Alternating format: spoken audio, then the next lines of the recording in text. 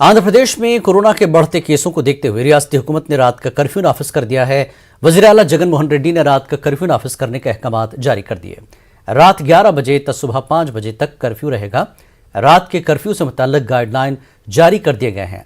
इसके अलावा थिएटर्स में 50% गुंजाइश के साथ दाखिले की इजाज़त दी गई है। आउटडोर प्रोग्रामों में 200 अफराद जबकि इनडोर प्रोग्रामों के लिए 100 अफराद को शिरकत की इजाज़त दी गई है। दो तबकों में तसादुम के बाद पुलिस ने करनूल जिले के आत्माकुर में 5 दिनों तक के लिए दफा 144 नाफिज कर दिया है। मस्जिद की तामीर के मामले पर 2 फिरकों में तसादुम हुआ।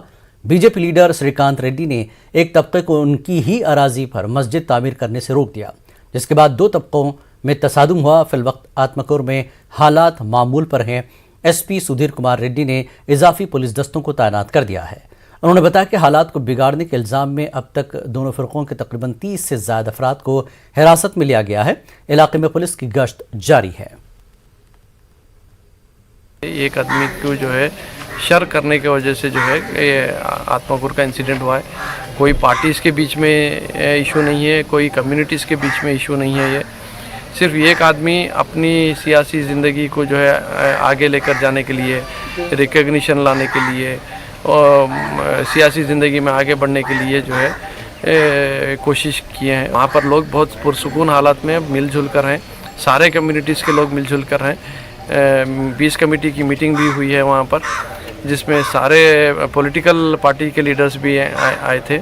तो आत्माकुर टाउन के लोग पुरसुकून माहौल में रहना चाह रहे हैं, वही चीज़ की ख्वाहिश रखते हैं और गवर्नमेंट भी उसी तरीके से करने की पूरी कोशिश कर रही है। मैं चाह रहा हूँ कि पुलिस डिपार्टमेंट का और गवर्नमेंट का साथ दें इस टाइम पे और हर एक के साथ जो है इंसाफ सा काम गवर्नमेंट करेगी। पूरे पुलिस की परमिशन और हुकूमत के परमिशन के साथ वहाँ पर जो है मस्जिद का काम शुरू करना बोलकर वहाँ के आत्माकुर के मुसलमानों ने काम शुरू किए। श्रीकांत रेड्डी बोलने वाला शख्स असल में 10-15 लोगों के साथ आकर जो है वहाँ पर शर मचाकर और मस्जिद की तामीर को रोकने की पूरी कोशिश कर और वहाँ पर जो काम कर रहे थे उनके ऊपर पत्थरबाजी कर और उनको जो है डरा धमकी दे रहा था। ये सब भी श्रीकांत रेड्डी के ऊपर ही जा रहा है, जो नंद्याल में भी इस तरीके से मस्जिद की जगह पर जो है इन्हें हिंदू मुस्लिम का फसाद कराने की कोशिश करा।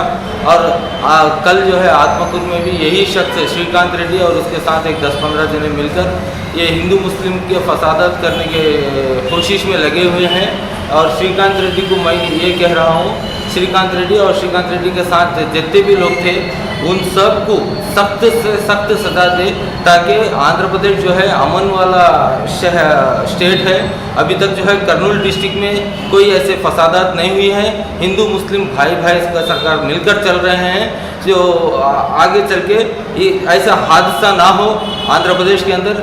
मैं हुकूमत से, पुलिस से, डीजीपी से रिक्वेस्ट कर रहा हूँ, इनके ऊपर सख्त से सख्त सजा लगाकर जो है दोबारा ऐसा ना होने दो। मुल्क में अमन अमान के फजा को खराब करने की कोशिश की जा रही है। चंद सियासी जमातें अपनी नाकामियों को छुपाने के लिए इस तरह के कामों में मुलविस हैं। मुस्लिम हुकूक तंजीम के सदर मुख्तार अली ने अमन अमान के फजा को खराब करने वालों के खिलाफ सख्त कार्रवाई का मुतालबा किया। पिछले कई दिनों से आपने देखा, कभी जिन्ना टावर के नाम पे, कभी मस्जिद के नाम पे, या आंध्र प्रदेश में एक ऐसा हलचल मचा रखा है। कुछ लोगों ने, मैं उनका नाम लेना नहीं चाहता हूं, कुछ लोगों ने मजहब के नाम से कितने फसाद मचाकर लोगों को भड़काने की, लोगों में एक अजीब व किस्म की जहर फैलाने की कोशिश करते हैं। मैं तमाम मुसलमानों बिरादर से मैं अदबन गुजारिश करता हूं कि ऐसे फितरों फसाद के जाल से बच के रहिए, क्योंकि इन लोगों का काम यही है कि इस देश में हलचल मचाना, मजहब के नाम से फितरों फसाद मचाना। लेकिन हमारा काम वो नहीं है। हमारा काम है कि इस देश में अमन को बरकरार रखना। और मैं तमाम बिरादरान मिल्लत से और तमाम अवाम से ये भी अपील करता हूं, कोई भी ऐसा काम न करे जो कानून के खिलाफ हो, क्योंकि कानून को बचाना हमारा काम है, हमारी जिम्मेदारी है। बीजेपी लीडरों को सिक्योरिटी फराहम करने का मुतालबा करते हुए अंगोल में बीजेपी कारकुनों ने एहतजाज किया। इस एहतजाज में बीजेपी के रियासती सदर सोमवीरा राजू ने भी शिरकत की। बीजेपी लीडर श्रीराम ने बताया कि जगन हुकूमत हिंदू मजहब के खिलाफ काम कर रही है। आत्माकुर में पेश आए वाक़े पर भी उन्होंने तशवीश का इजहार करते हुए गिरफ्तार बीजेपी लीडरों की रिहाई का मुतालबा किया। who participate in the damaging the property of police station and the vehicles, and these situations they has to take the attention, they has to take them into custody and charge sheet for 307, and what was the things is done is who is responsible for this one is they have to keep a case on 120B section.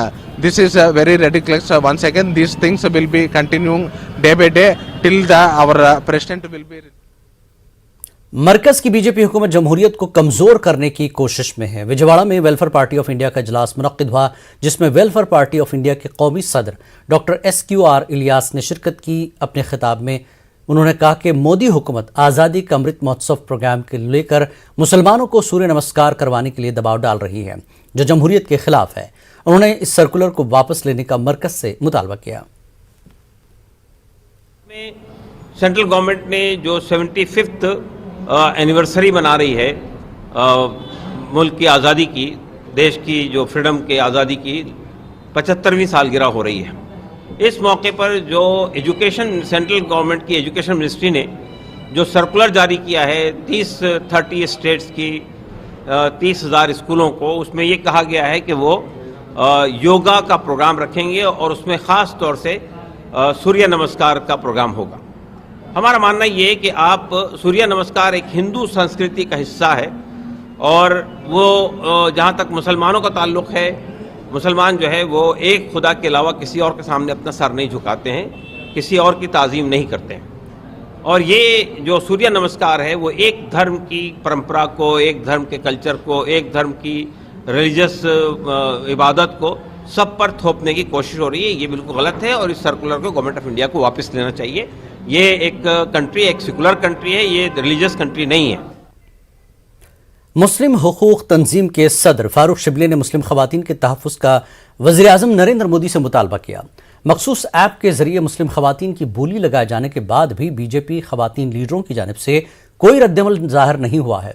Afghanistan में खवातीन पर हो रहे जुल्म के खिलाफ BJP खवातीन ने आवाज़ उठाई। मुल्क में मुस्लिम खवातीन की इज्जत को पामाल किया जा रहा है, इसके बावजूद बीजेपी की खवातीन लीडर खामोश हैं। फारूक शिबली ने बीजेपी खवातीन लीडरों के तरीक़ेकार पर नाराजगी जाहिर की।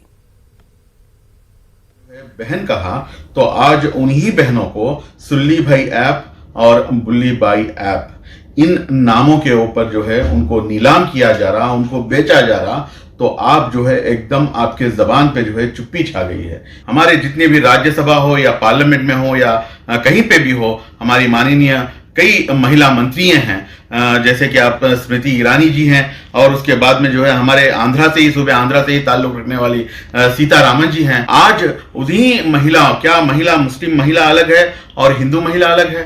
क्या ऐसा हो सकता है? जब इतनी महिला मंत्रियां होने के बावजूद भी जो है इस चीज के ऊपर मजम्मत नहीं करना, कहां तक ये सही है? पर अफगानिस्तान के बारे में जब कभी भी बात आती है, पे स्केल जारी करने और दीगर मसाइल के हल का मुतालबा करते हुए आंध्र प्रदेश में ग्राम सेक्रेटेरिएट के मुलाजमीन एहतजाज पर हैं। एहतजाजी मुलाजमीन ने 76 घंटों तक पिन डाउन एहतजाज का ऐलान किया है। ग्राम सेक्रेटेरिएट के मुलाजमीन के एहतजाज के सबब दही इलाकों में आवाम को मुश्किलात पेश आ रही हैं। एहतजाजी मुलाजमीन का कहना है कि 2 साल का अरसा गुजरने के बावजूद उनके मसाइल जूं के तूं बरकरार है। एहतजाजी मुलाजमीन ने मसाइल के हल का वज़ीर आला जगन मोहन रेड्डी से मुतालबा किया। शेख मोहम्मद ज़ियाउद्दीन को माइनॉरिटी वेलफेयर डिपार्टमेंट के मुशीर के तौर पर मुंतखब किया गया है। आज उन्होंने अपने ओहदे का जायजा लिया। अमरावती में वाक़ सेक्रेटेरिएट में शेख मोहम्मद ज़ियाउद्दीन ने नायब वज़ीर आला अमजद बाशा की मौजूदगी में अपने ओहदे का जायजा लिया। अमजद बाशा ने बताया कि शेख मोहम्मद ज़ियाउद्दीन अक़लियतों के मसाइल को हल करने के लिए संजीदा है। साबिक़ में शेख मोहम्मद ज़ियाउद्दीन कई ओहदों पर फायज रह चुके हैं। आंध्र प्रदेश मशाइख बोर्ड के एक वफ्द ने उर्दू अकेडमी के चेयरमैन एम नदीम अहमद से विजयवाड़ा में मुलाकात की। इस दौरान मशाइख बोर्ड के वफ्द ने उर्दू ज़बान की तरक्की के अलावा रियासत में Urdu medium inter degree colleges के क़याम पर जोर दिया। मशाइख बोर्ड के चेयरमैन को याददाश्त पेश की गई। चेयरमैन नदीम अहमद ने इस मामले पर हुकूमत से नुमाइंदगी करने की यकीन दहानी करवाई। मशाइख बोर्ड ने सुन्नी जमात से ताल्लुक़ रखने वाले फ़र्द को ही वक्फ बोर्ड का चेयरमैन नामज़द करने पर जोर दिया। मशाइख बोर्ड भी यही चाहता है कि आंध्र प्रदेश में जितने भी उर्दू स्कूल्स हैं, उर्दू के तलबा हैं, इन तमाम के साथ इंसाफ किया जाए। उर्दू सीखने के लिए, उर्दू में इंटर पढ़ने के लिए आ रहे हैं, उनके साथ नाइंसाफी की जा रही है। आंध्र प्रदेश स्टेट मशाइख बोर्ड आंध्र प्रदेश की गवर्नमेंट से मुतालबा करता है कि इन बच्चों के साथ इंसाफ किया जाए और कसरत से इंटर के कॉलेजेस को बनाया जाए और उसमें जो लेक्चरर्स हैं उनको अपॉइंट करें। और दूसरी बात कि आंध्र प्रदेश में जो है कि जो डीएड कॉलेजेस हैं, कड़पा में एक, रायचूरी में एक है, नेल्लूर में एक है, सारे स्टेट में। और अगर से बच्चे पढ़ना चाहें तो कर्नूल जा रहे हैं। तीन कॉलेज है सारे स्टेट के अंदर। तो हम मुताला करते हैं कि विजयवाड़ा के लुब्बीपेट में वाक़े दरसगाह इस्लामी हाई स्कूल में करियर गाइडेंस प्रोग्राम मुनक़्क़िद हुआ।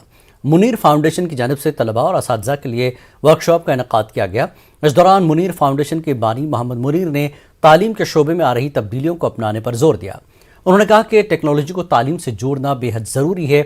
मोहम्मद मुनीर ने बताया कि दौर हाजिर में तालीम, तदरीस और टेक्नोलॉजी के मैदान में कई तब्दीलियाँ रूनुमा हुई हैं। मुसलमानों को चाहिए कि वो भी अपने तालीमी इदारों में नए तरीक़ेकार अपनाएं। पुराने तरीक़े तालीम की वजह से मुस्लिम तलबा मुकाबला जाती इम्तहानात का मुकाबला करने से कासिर हैं। मोहम्मद मुनीर ने इस जानिब तवज्जो देने की मुस्लिम तालीमी इदारों और सरपरस्तों से अपील की।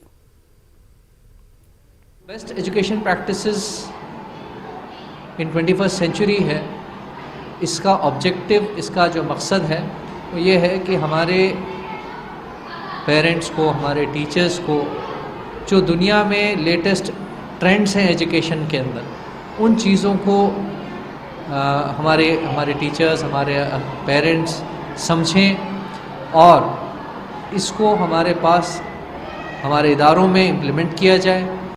आज सूरत हाल ये है कि दुनिया जो है वो बहुत तेज़ी से आगे निकल रही है। हम अगर इन तेज़ियों के साथ हम अपने आप को नहीं डेवलप करेंगे, आगे नहीं ले जाएंगे, तो हम रेस में पीछे छूट जाएंगे।